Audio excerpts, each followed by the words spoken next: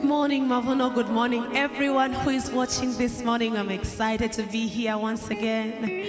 This morning, I'm here to say thank you, Jesus. Thank you for the life. Thank you for giving us. Thank you for loving us. Thank you that we are here. Thank you for the talents that we have. Thank you for your love and mercy. If we have complained, Father, may you forgive us this morning, but we are here for you, and we are here to show you that we love you because you first loved us. Come on, let us worship. Let us worship, guys.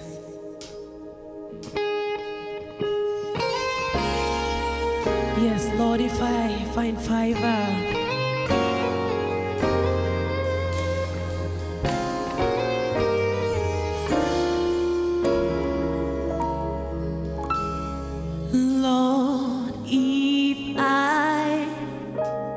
find favor in your sight, Lord, please hear my heart's cry. I'm desperately waiting to be where you are, above the hardest desert, all trouble near. For your glory, I will do anything just to see you, to behold you as my King.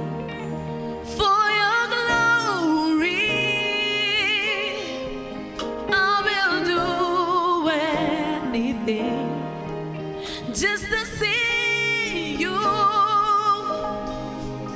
to behold you as my King. Lord, if I find favor in your sight, Lord, please, oh, please, hear my heart's cry.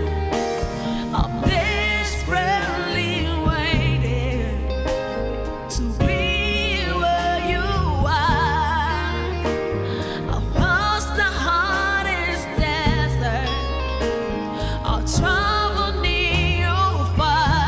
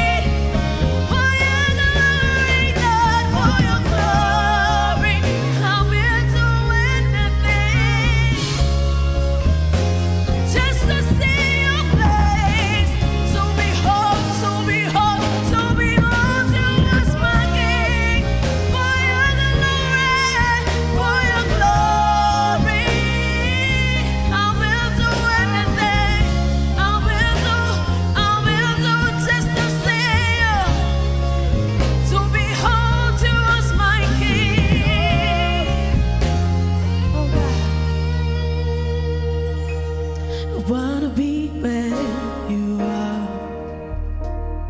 I gotta be where you are. I wanna be where you are.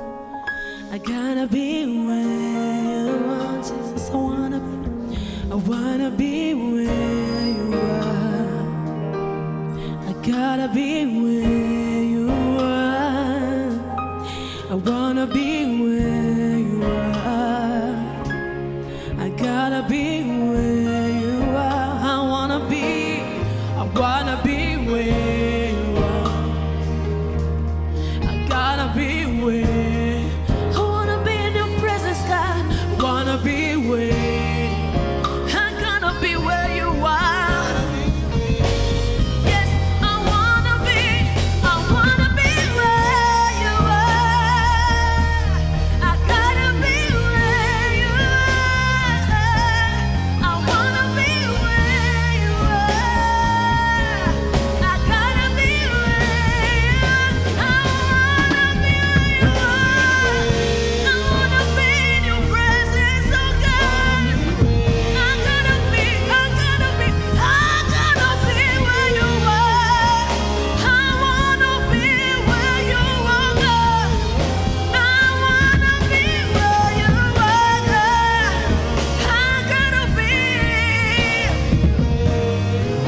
I wanna be where you are, Jesus. I wanna walk in your presence, oh God. I wanna be where you are. I gotta be where you are. I wanna be where you are. I gotta be where you are. I wanna love, I wanna walk in your presence, oh God. Yeah, wanna be where you are. Oh yes, I gotta be where you are. Wanna be where you are. Gotta be, I gotta be. I wanna be where you are. Gotta be where you are. I wanna be where you are. I gotta be where you are. For your glory, for your glory, I will do anything just to see you, to behold you as my King. For your glory,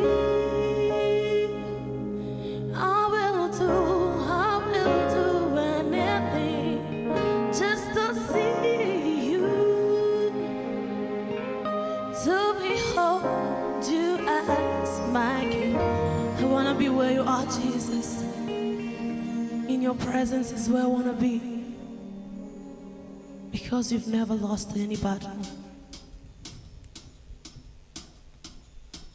Give it to him.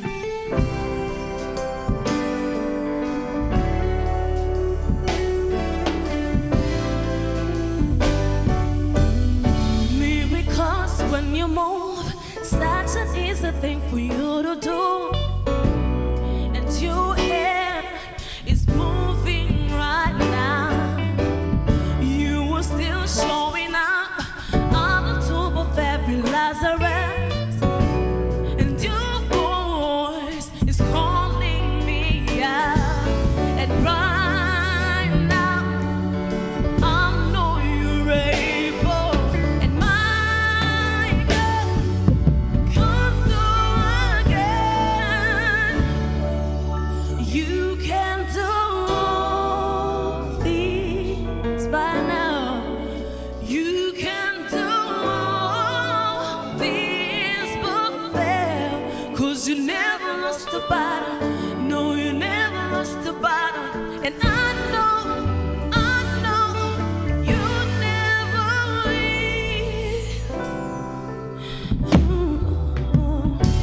Everything's possible by the power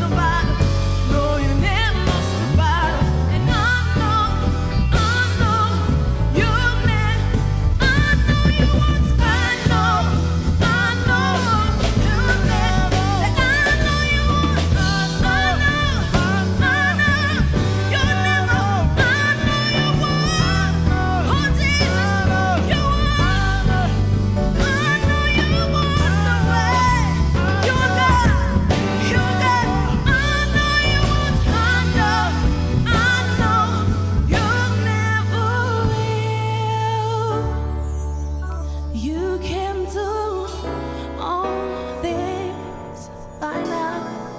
You can do all things perfect. 'Cause you never lost a battle. No, you never lost a battle. And I know you never will. The Bible says everything with prayer. Pray about everything. And when you pray, believe that it has been already released from heaven. God gives. He said, ask and you receive. Knock and the door will be open unto you. Seek and you'll find it. You don't have to wait until the battle is over so that you can rejoice. We can still shout it now. We don't have to wait until the battle is over so that we shout it now. I don't have to wait. I'm going to rejoice today for the things I believe that God has done for me. Don't have to wait till the battle's over. You can shout now. I don't have to wait till the battle's over. I can shout now. I don't have to wait till the battle's over. I can shout now. I don't have to wait till the battle's over. I can shout. Somebody shout. I don't have to wait till the battle's over. I can shout. You don't have to wait.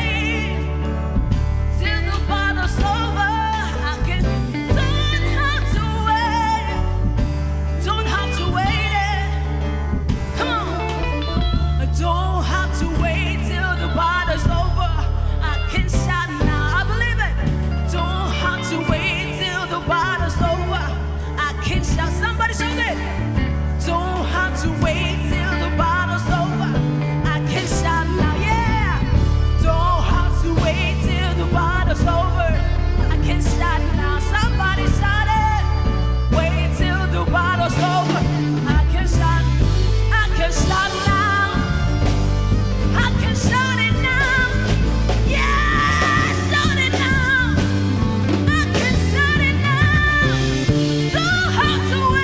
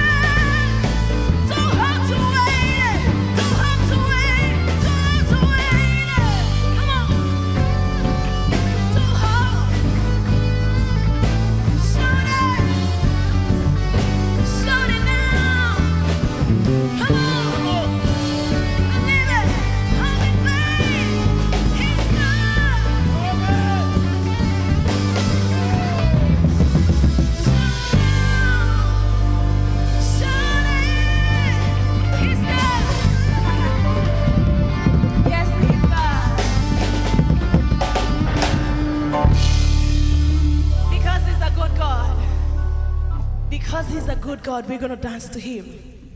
Believe it. Trust him. Come on.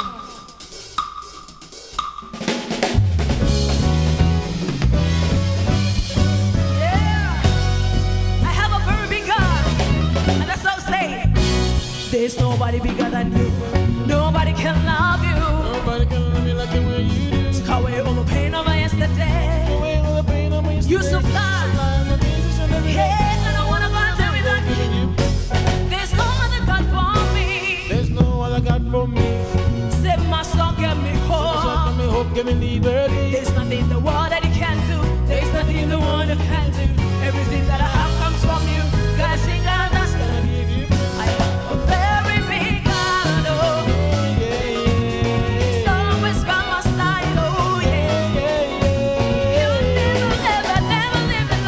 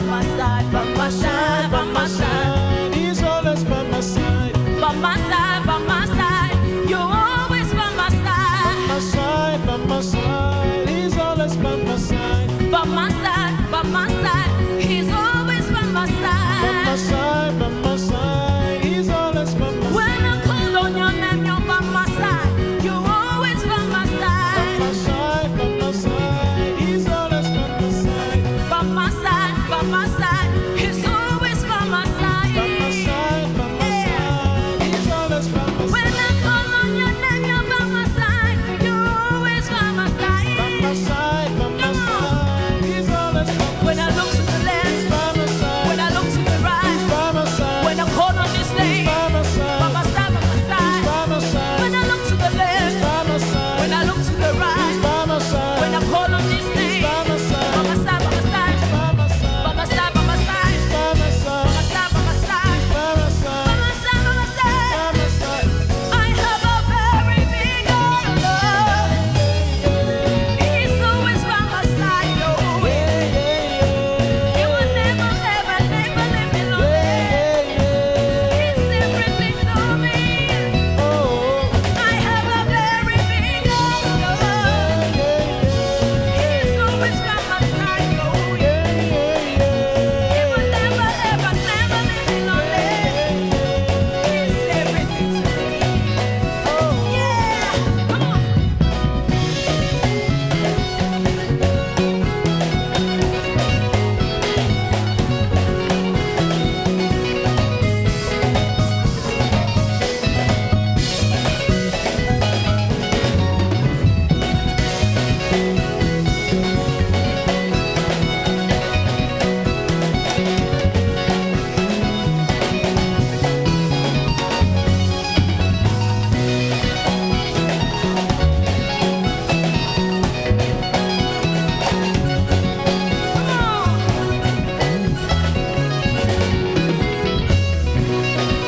Come on, yeah. There's no God like you. There's no God like you. Come on. There's no God like you. He's a mighty God. We just go and praise Him. There's no God like you. There's no God like you. There's no God like you. There's no God like you. I looked around the world and found nobody else. There's no one like you, God. There's none. Come on. There's no God like you. There's no God like you. I looked around the world and found nobody else. There's no one like you, God. Come on. There's no God like you. There's no God. There's no God. There's no God like you. I looked around the world and found nobody else. There's no one like you, God. Come on, one more time. There's no God like you. There's no God like you, Lord. There's no God like you. I looked around the world and found nobody else. There's no one like you, God. There's no one like you. Yeah. Wow. Did you have a great time? Did you dance for the Lord this morning?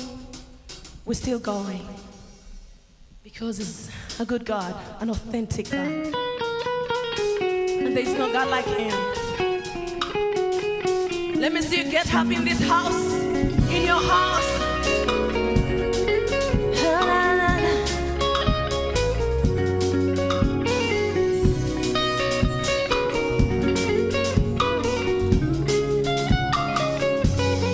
Authentic God, oh na na na, authentic God, authentic God, oh na na na, oh na na na na na, yeah. Cause I'm a living God, oh, even the devil knows, say not to war. I serve a living God, oh, everybody knows. Say now you don't reign. I serve a living God, oh, even the devil knows. Say now to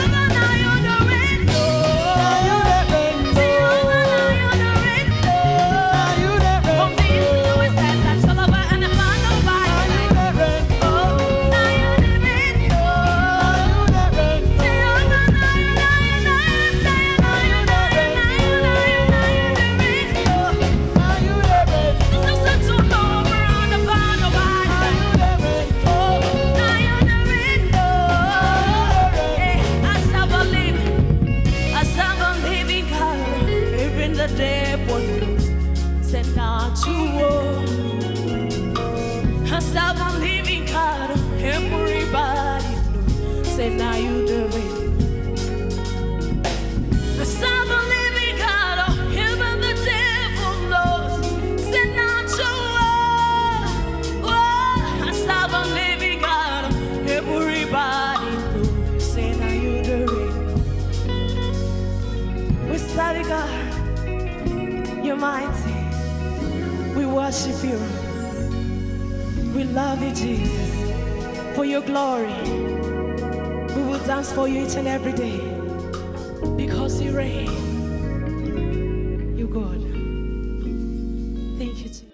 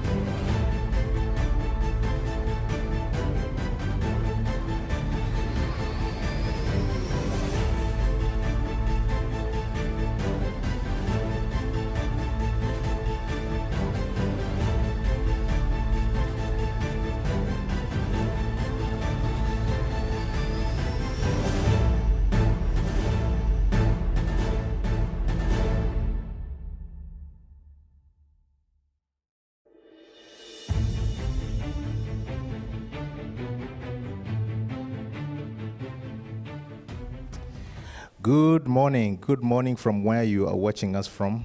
Thank you so much for tuning in. I would like to welcome you to our online church.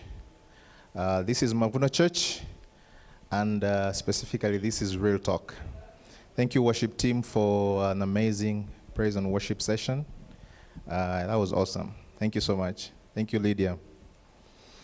Now, today we are having Real Talk, and in Mavuno, we say we are a church of real people with real issues before a real God, looking and hoping for real solutions. And so here in Mavuno Church, Real Talk is a conversation we have, and it's about real issues in our lives.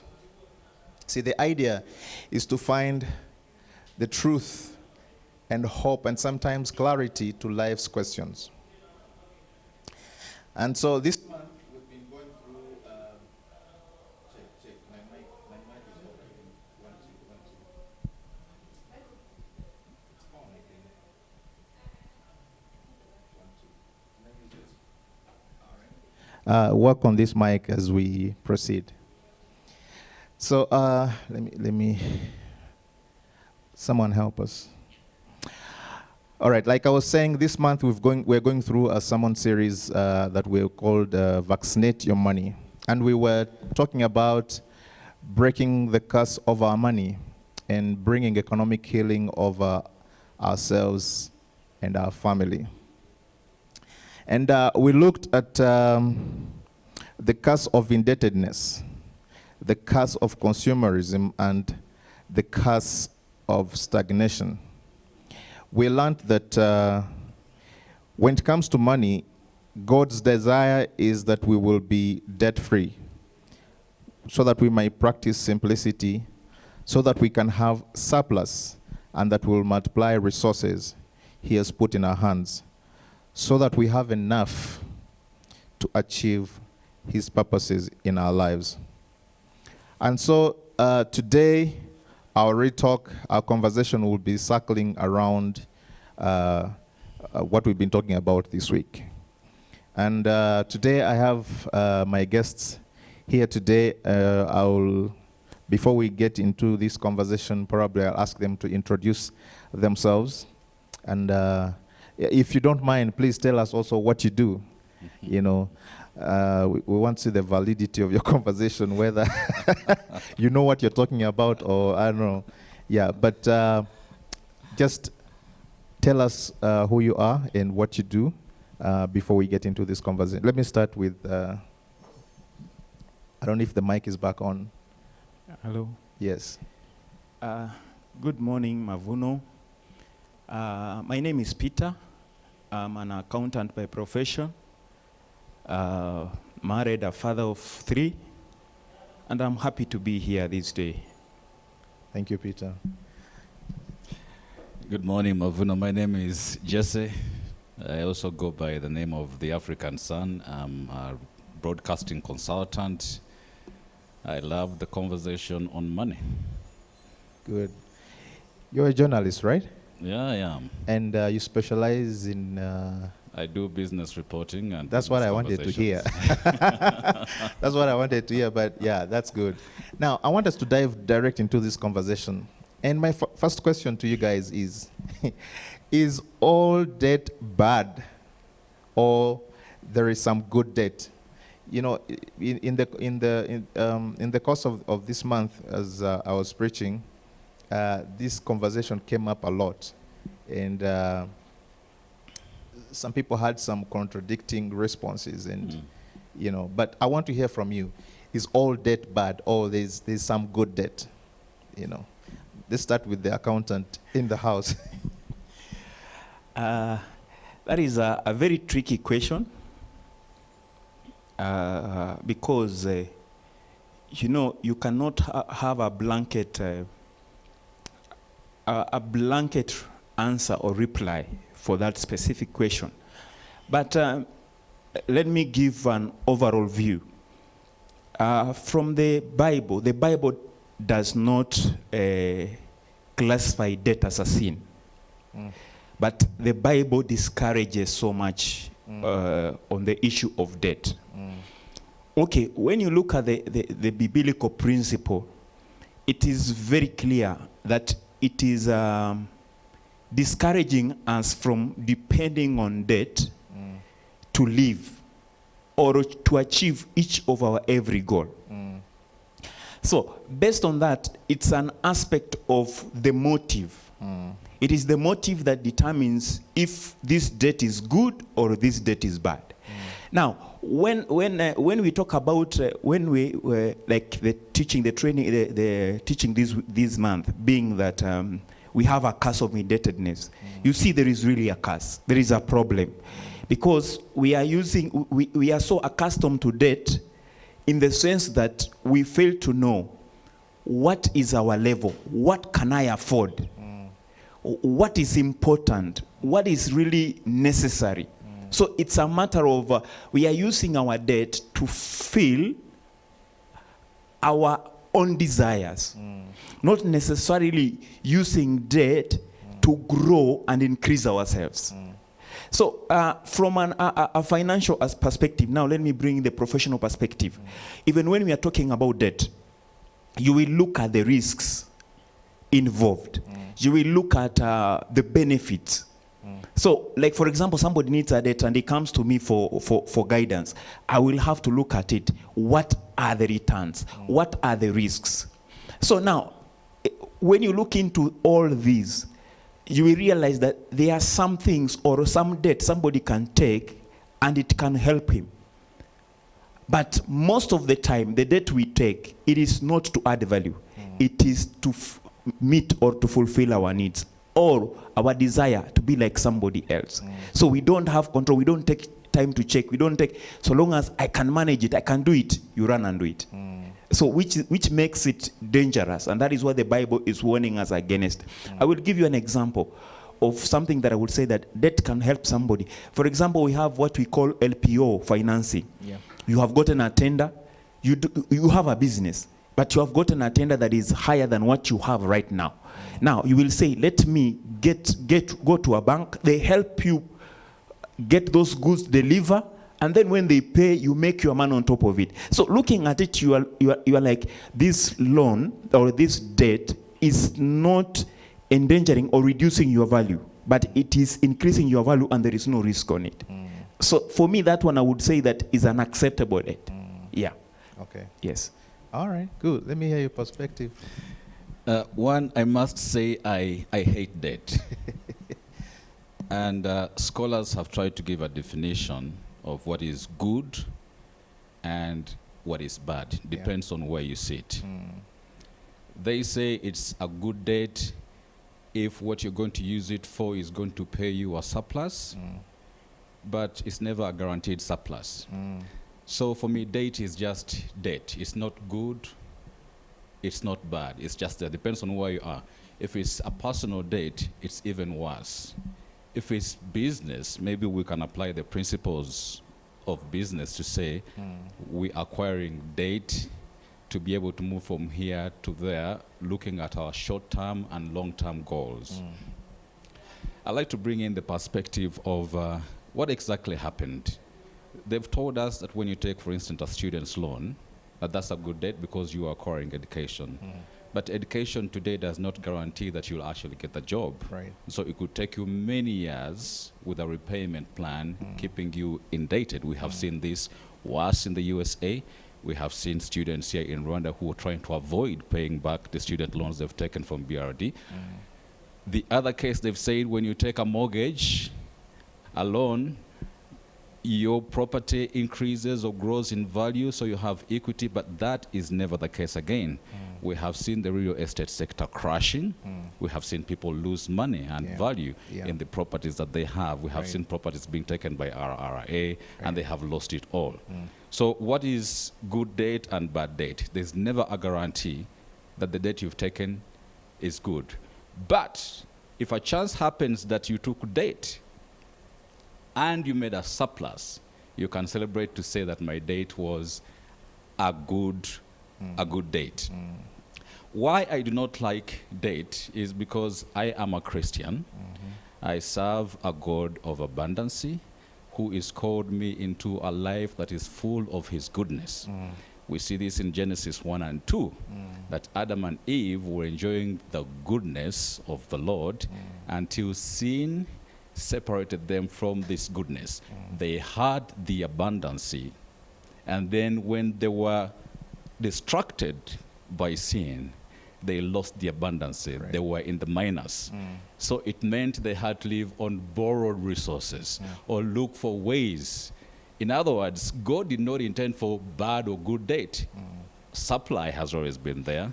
What has separated us from this supply that we fall short is that destruction which came. Now we have to work and we have to look for means to survive. Yes. All right. Now, thank you for bringing that. I think we want to really exploit this from a Christian perspective, because people who are not Christians would actually look at this different. But we are here to give a Christian perspective on this. Now, as a Christian, how would you tell someone there who's doing business, or if, let's say, we have a Christian economy, how can we survive? Looking at where we are, especially in Africa here, how can we survive without debt as an economy or as a business, as Christians, because looks like debt has really brought us to where we are right now. Would you keep on discouraging that, or like how would you help a Christian to do business without debt and yet prosper? I don't know if my question is clear.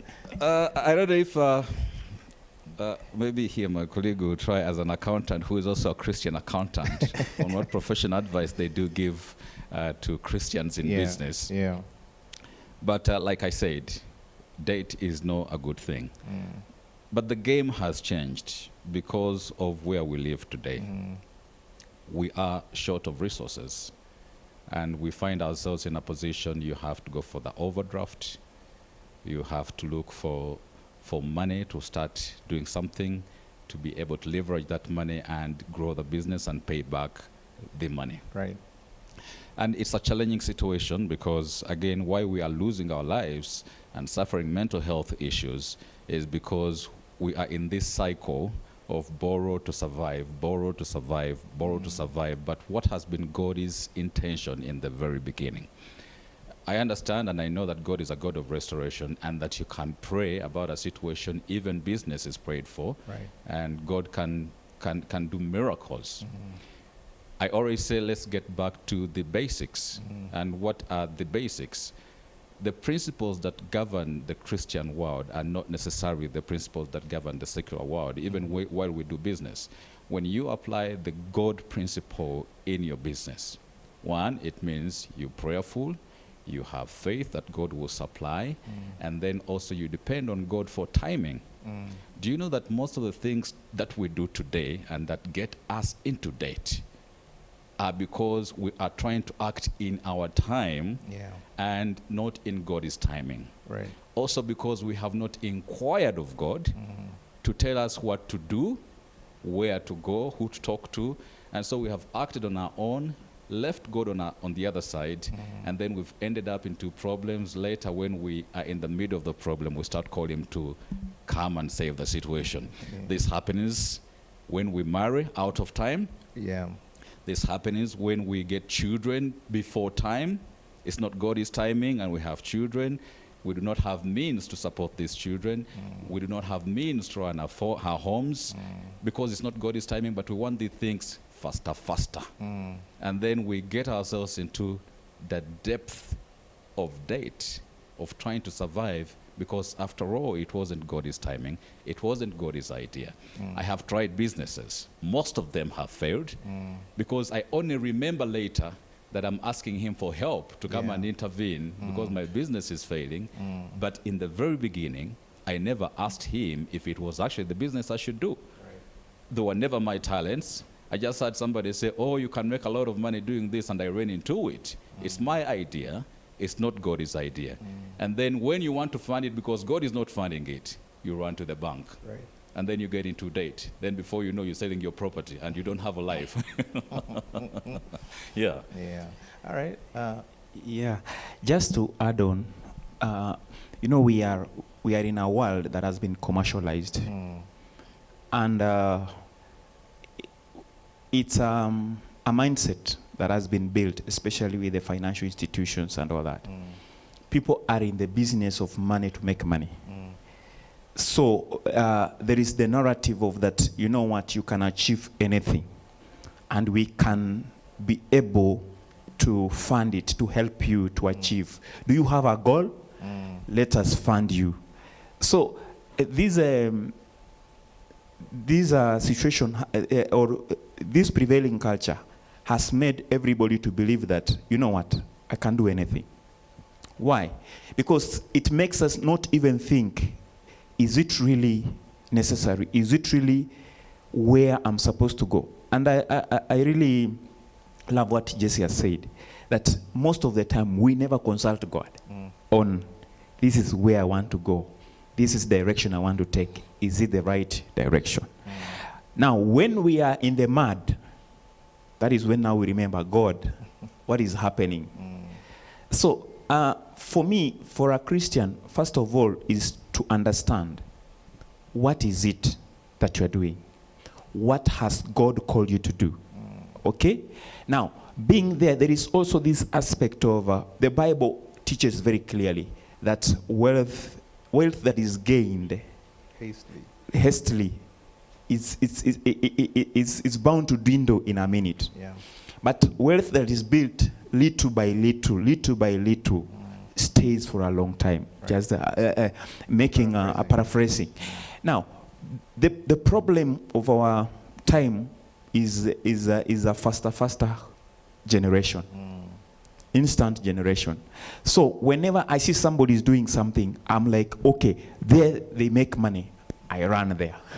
And what do they need? I need like 20 million to invest there. You run, you invest. So at the end of the day, you are struggling to achieve your own intentions, but in the end, you are killing yourself with a lot of debt. Then it means if there is any risk of failure in whatever you're running after, then the whole thing backfires on you. So it's one thing I've realized with business is to understand what is the need and how can you meet that need. Basically, that is it. Right. And God has given us the gifts and the ability. So for us is to add value and be able, the moment you can meet that need in a way that is better and good, which might not necessarily need a lot of money, you will still achieve the growth. So what I can say, the biggest problem that makes us assume that the economy cannot make it without debt is because that is the prevailing current situation. Right. And it looks hard because if you say you stop debt right now, everything can fall apart. But if we apply Christian principles, starting slowly as we come in, I can assure you the economy can grow because there is no other money that is coming to the economy. This money is already in the economy. So it's just a matter of everybody doing his thing without necessarily having to depend on debt. And with the time, it will become a normalcy and we will run. Right. Because debt does not go and dig money from underground and bring it. No, this money is still here. Yeah. It will just be redistributed. Yes. And you will get your portion, I will get my portion, and the economy will run. Yeah. Yes. I just wanted to mention something before we run away from debt. I know many Christians would argue around debt. Right. Bankers will argue because that's their business. People will argue around a date being good or bad. Yeah. The revelation I got about date is in the line of freedom versus slavery. You can choose freedom or you can choose slavery. And by the way, you can be a slave who is a Christian. Oh, yes. Because the Israelites, they were slaves in Egypt. God, and they had a God of Israel who was bigger than the other gods of the Egyptians. They had to make a choice to go into the promised land. A Christian has a choice to go. Now, even walking to the promised land is a matter of choice on how you survive. You can be in debt for many years and survive there until you get to the other side. Right. Like the children of Israel, not everyone got to the promised land. There were slaves, others doubted, died on the way, others never saw the promised land. So as a Christian today, again, it's choices which God has given to us. You can choose freedom or you can choose to be a slave. Yeah.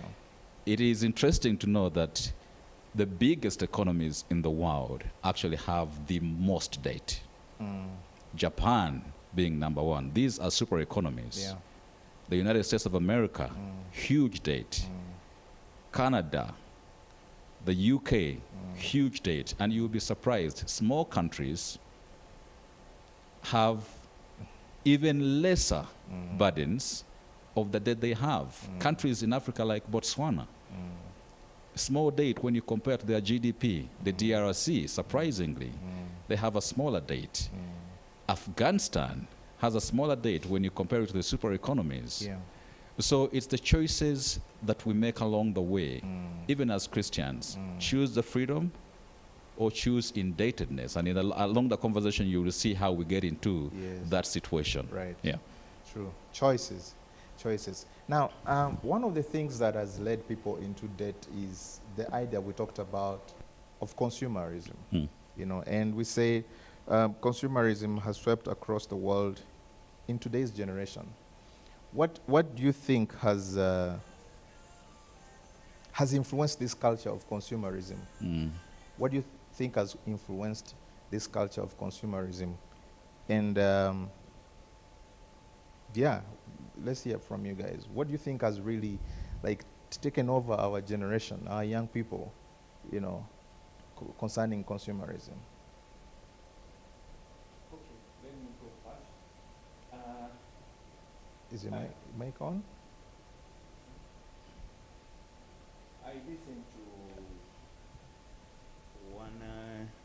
one person who was explaining more about the concept of business and wealth creation.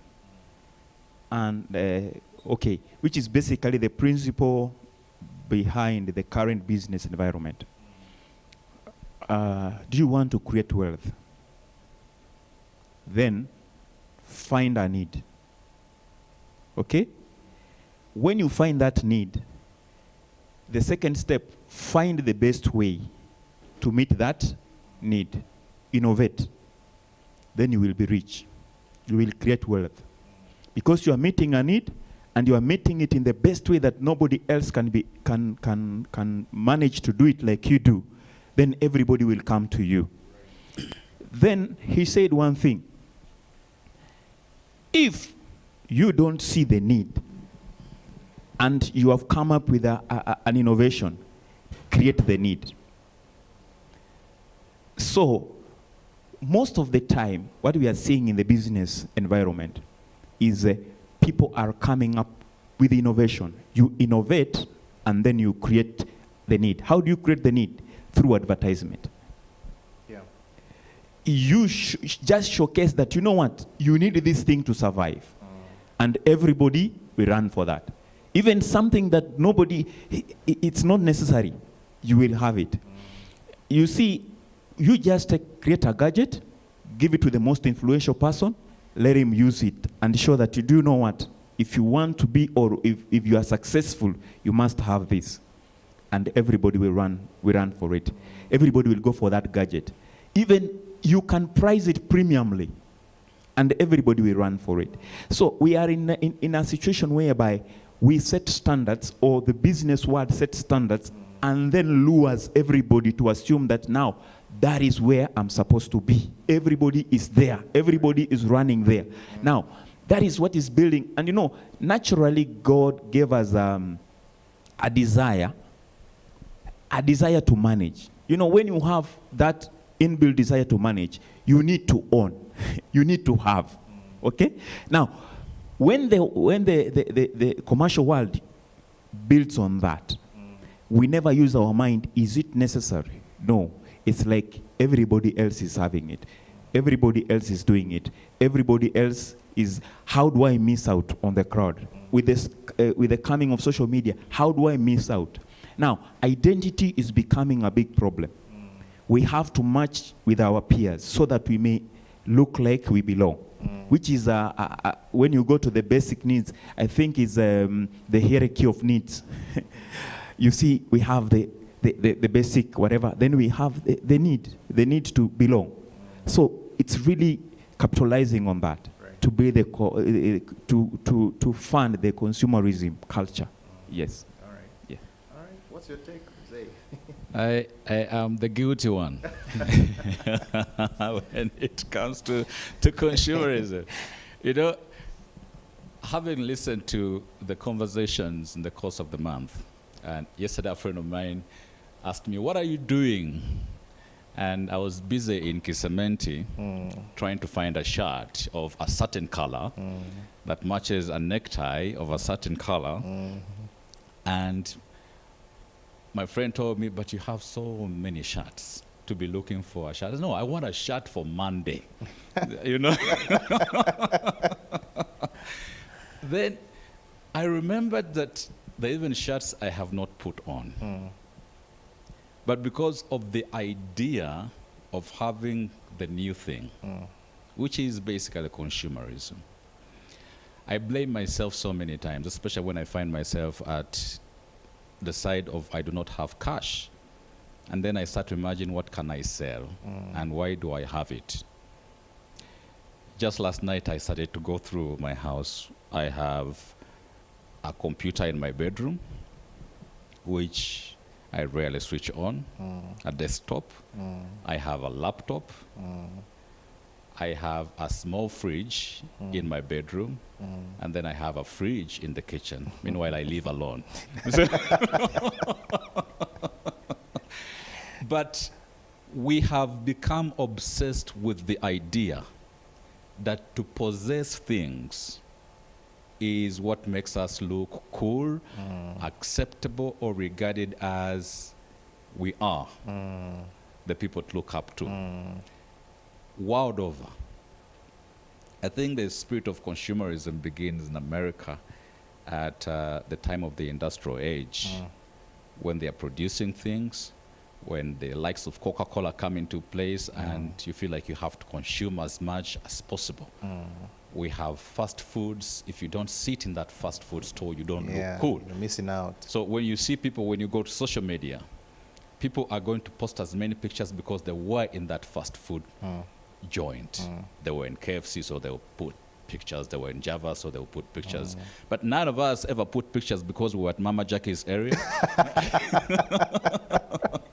Consumerism makes us look cool. We go to consume things we should never have consumed because we want to identify with those who look cool. Right. But the idea of identifying with those who look cool has only been created. And it's been created by those who want to push more consumption. I have a colleague who, every time he comes to work in Kigali, he has about 3 shirts. He recycles them. I think he's super rich. He recycles his shirts, same shoe. And you know, many people would say, how can you have money and then you can't even change a shirt? I mean, same checked shirt all the time. But I mean, he's rich. He's affluent. He's a professional. But he is not consumed with the idea of having so many things is what makes me look rich. I mean, to just make the subject of consumerism very easy, is you need to look at how many watches you have. One is enough to indicate, to tell you the time, but we have so many. I visited a friend the other day. I think it's the most huge closet that I've seen that has perhaps more than 200 pairs of shoes here in Kigali. I have been to homes in my neighborhood where I have seen one home that has 6 cars parked. These are the questions I ask myself. Maybe all the children here are not married. Maybe all the children here are working. Maybe the father just wanted 2 cars. And I'm wondering, 7 cars in the same chipango. But what's the means, what's the use of a car? It is to transport you from Kichuchiro to Muji and back. Why do we want 7 when you're just a family? Why can't you just have a family car and drop each other? But consumerism has made us believe that when you have so many, then people see you as super rich. Look at the nature of houses we want. We want to live on acres of land. Yet we could have used a small piece of land, had a house there, and used the other to plant trees and have a safe and secure environment. So this has come to us, I think, propelled by the fact that as Africans, we are used to be recipients. The USAID will come and they'll drop money. Volunteers from the USA and the UK will come to drop us shoes, clothes. So we were used to having things. And maybe we thought they had so much that they're giving to us the extra. So we are used to receive, to consume, and never to produce. Right. Now those who become super rich have known the idea that these people love to consume. That's why they call Africa the next thing. The market is big, guys are consuming. Do you know why Techno is surviving in Africa and has huge sales? It's because we want to move from one phone to another in a minute.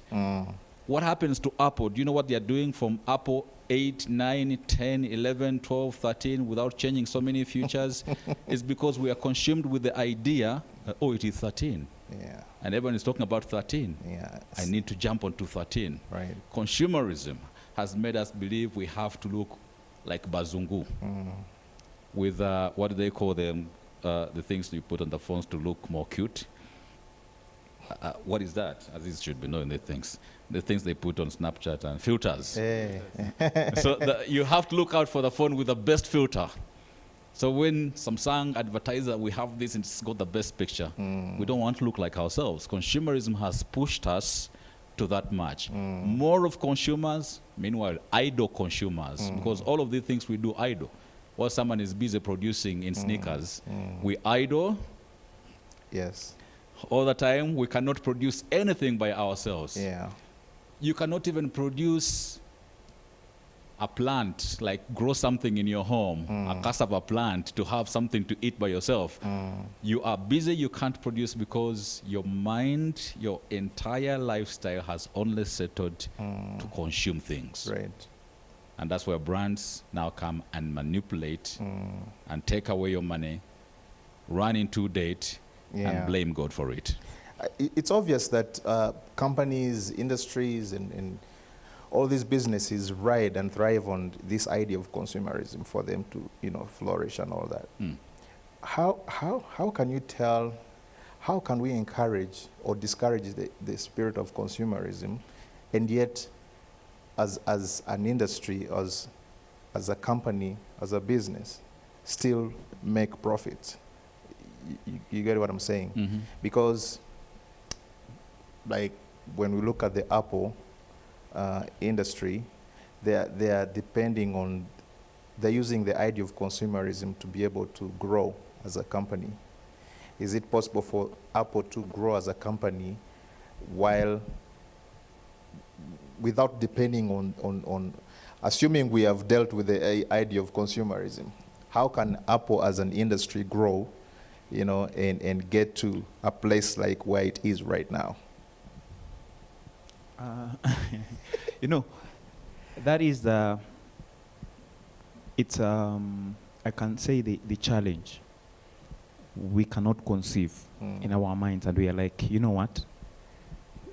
If this is not the case, then we cannot survive, we cannot make it, we cannot. But, okay, from my own perspective, the current culture is making the 10% to ride on the 90%, which is the trend that is growing, whereby the world wealth is held by 10%. 10% hold 90% of the worldly wealth, and then the 90% remain with the 10%. Why? Because the 90% are so much into consumerism. They have not thought of. But for me, from my point of view, you see what? These needs will be there. These needs will be there. But how do we meet this need in a way that it is not exorbitant, that it is not enslaving others, that is not like leaking others and leaving them slaves and all that. So that is the aspect. When we are talking of consumerism, we don't mean that you don't eat in your house or you don't eat. No, you will still eat. But now you are looking at it from this point of view. When I want to eat, I just need birari. The nini. So what is the, can I grow them? Now, when you grow, you will still go and get seed from somebody else, which is business also. Now, after you have grown, you can still cook it. But when you are cooking, you will still need gas, which somebody else will supply. Now, you see now, we are now trying to look at it from a different point of view. We not just sit where you will be like, you know what, I need to go to that specific joint where somebody has created a brand. KFC. KFC. Whereby now the same birari which maybe you would have prepared at your place and costed you less, now you are going to pay 20 times. You realize now the issue here. So the aspect of consumerism can be tamed, and we still have a thriving economy. Because now the thriving economy will make, and in fact, when we cap consumerism, you will have even more money on your side to do what? To buy even more things that are required than running and remaining without money. Right. So for me, it will redistribute money and make us good managers of the money, and we will be able to get what is needed, what is important, and what is required at the right level, at the right price, and the economy, even for me, the economy will grow more. Yeah. Yes. All right. Let me just read you something here. I came across this, and it was very interesting for me. Shampoo. Okay. Shampoo that treats or prevents dandruff. This writer says, this invention was only birthed by the advertising industry. Dandruff was not such an issue. It is just an occasional fact of life. Your hair sweats, and if it's not washed, your skin is going to grow stuff. Then someone rode on this idea with an advertising campaign, convinced people that dandruff was such a problem. Have you seen people die of dandruff? And then they went on to advertise an anti-dandruff shampoo. Pushed it, and now we have so many brands to treat dandruff. Now, the idea of consumerism in itself, if we go by where God would sit with it, we do not see the effect that it has. Today we have, and Rwanda is doing so much work around the environmental activists. We say to preserve the environment, what can be done? But do you know that most of what we are suffering, the consequences of environmental degradation, is because companies, manufacturers, are eroding every resource that is natural to create the need and also to serve the need of the many consumers that we have become. Whether it is Apple that you're talking about, they will go to Congo, manipulate Congo. Congo will be under war, they will be under famine. This is not God's idea because they are trying to look for minerals. The economies that want to be super economies, they will manipulate everywhere. Look at Afghanistan. Because of their oil resources, because someone wants to go and produce stuff, they want the power to be able to produce for the consuming world. To produce these screens, someone needs resources. And so instead of us growing our cassava, we'll have a territory that has been mapped out by someone who has interests. And these are the 1% that he's speaking about. Everyone else suffers because the 1% is looking to get into the gap of consumerism and become super rich. So is it God's idea that we preserve the environment? Yes, because that is what he has given us. Why are we fighting with conservatism of the gorillas? They do not have space because someone is so mean to imagine that there is need for the conservation of the ecosystem. So can brands really survive if they do not tap into consumerism? I believe we would be fine if we were not just too selfish. But because we are selfish, and I always tell people, no one really cares about you. When someone invents their own product, it's not because they care about you. They are looking on how bigger and mightier they can become. When you do no longer serve their interest, they will jump onto something else. So where do you choose your bargain? And it becomes a very interesting conversation, especially for us as Christians. I was looking at a story of Jacob and Esau, of when Esau was going to confront Jacob. And the Bible states that Esau had 400 men. Jacob had none apart from his wives. And he did not know what exactly was coming or what Esau would do. The Bible states that he told his family to stay somewhere. Then he went back to a place they had been before, collected some furniture to come and build something for them to be able to maneuver the river and cross over. What does that mean? If God has given you resources, you do not abandon them, but we can recycle resources.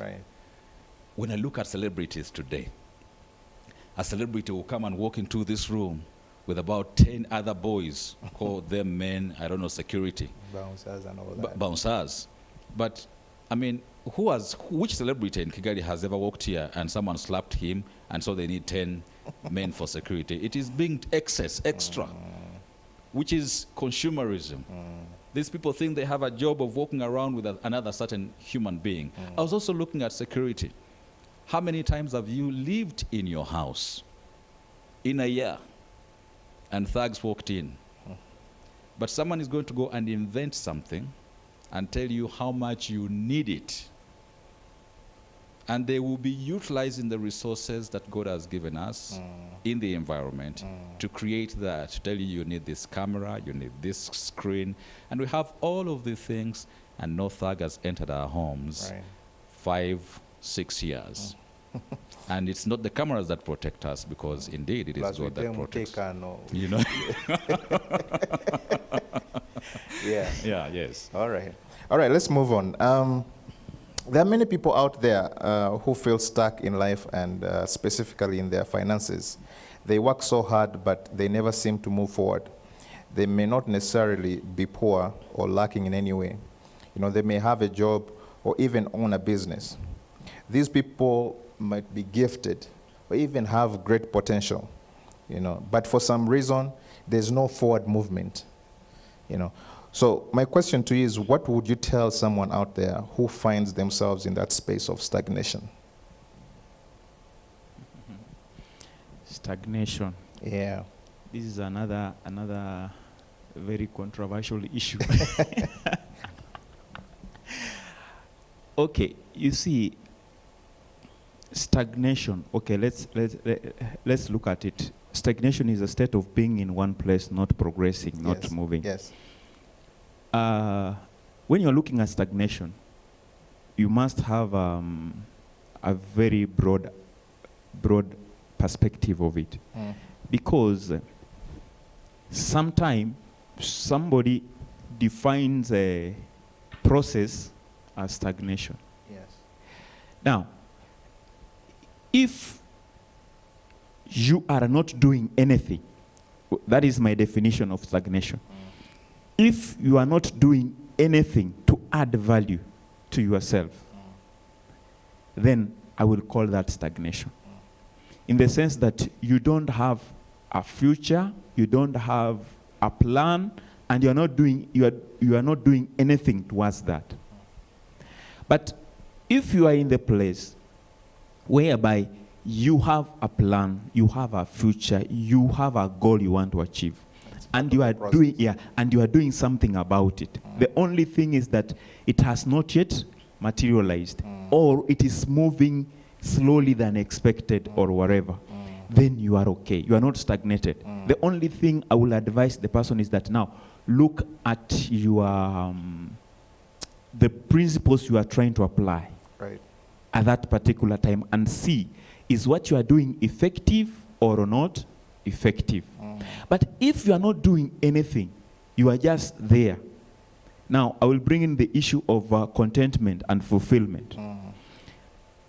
There is okay, from my understanding, I think these words are different. When you are fulfilled or satisfied, you have reached your goal. When you are contented, you are happy for now with where you are. You see, the Bible does not say satisfaction, righteousness with satisfaction. It talks of righteousness and contentment. Because why? You can be contented with where you are, but not satisfied.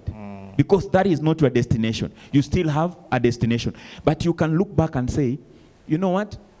In spite of having gone through this, at least I am here.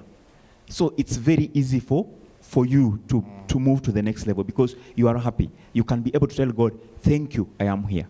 But if you are not contented, even with what God has done for you till now, you still feel like, I should have been there. Right. So for the guy who feels stagnated, two things I would just say. Are you doing anything? Do you have a goal? If you're not aspiring to achieve anything, sit down, think through, and see where can you be in the next 5 or 2 years. Right. But if you already have a goal and you're working on it, check, are you doing the right thing?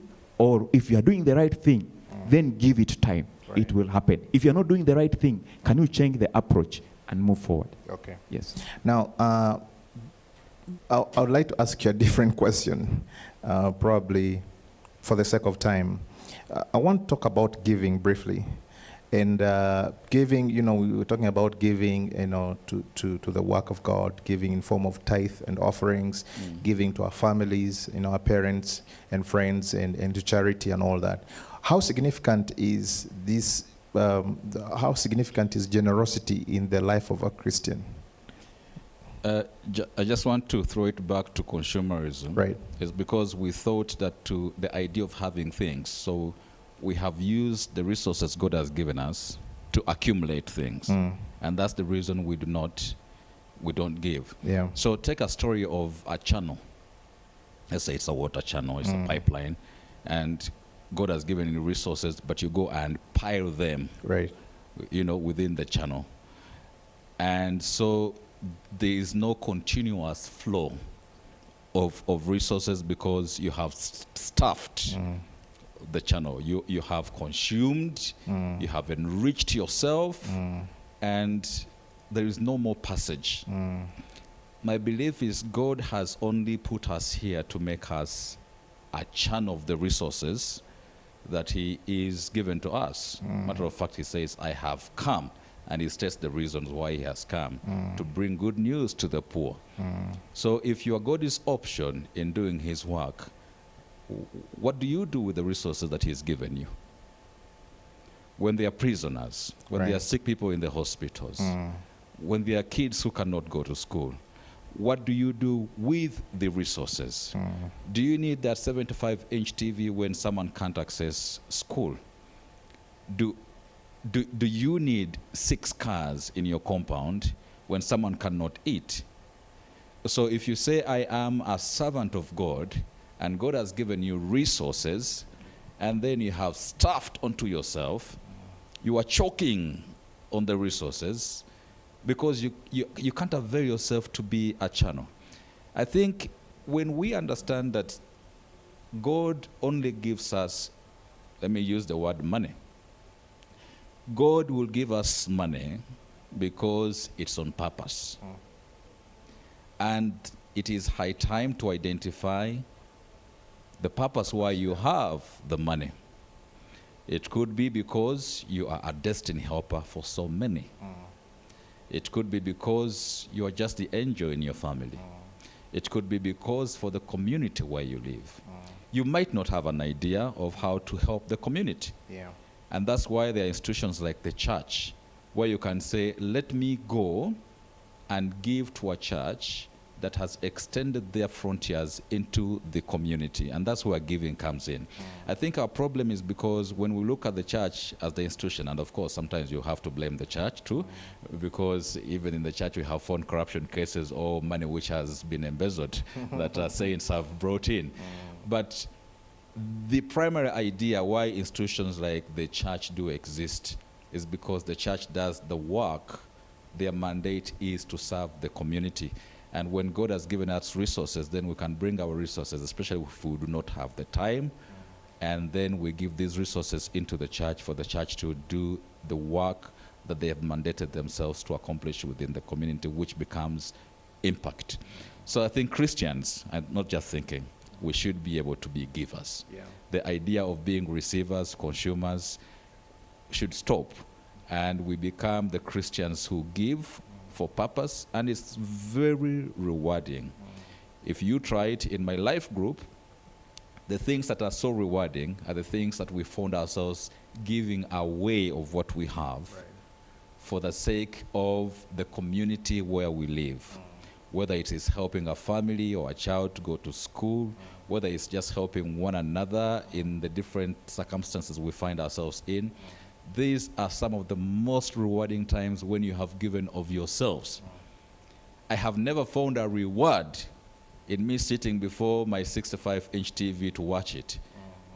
I find myself drained because of the information I've consumed, and thus go switch it off and start to think, who would ever buy this thing from me? But when we give of our resources into the church, into other people, it is as much rewarding to know that someone needed help and they got it. Right. Someone needed to go to school and they were able to go to school. Someone just needed facilitation to pay a hospital bill and they were able to pay it. Yes.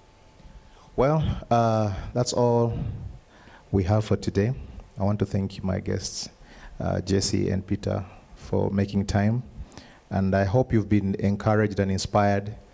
My prayer is that you and your families will be free from any form of economic bondage. You know, thank you so much. We will see you next Sunday. Have a fruitful week and a new month ahead. God bless you.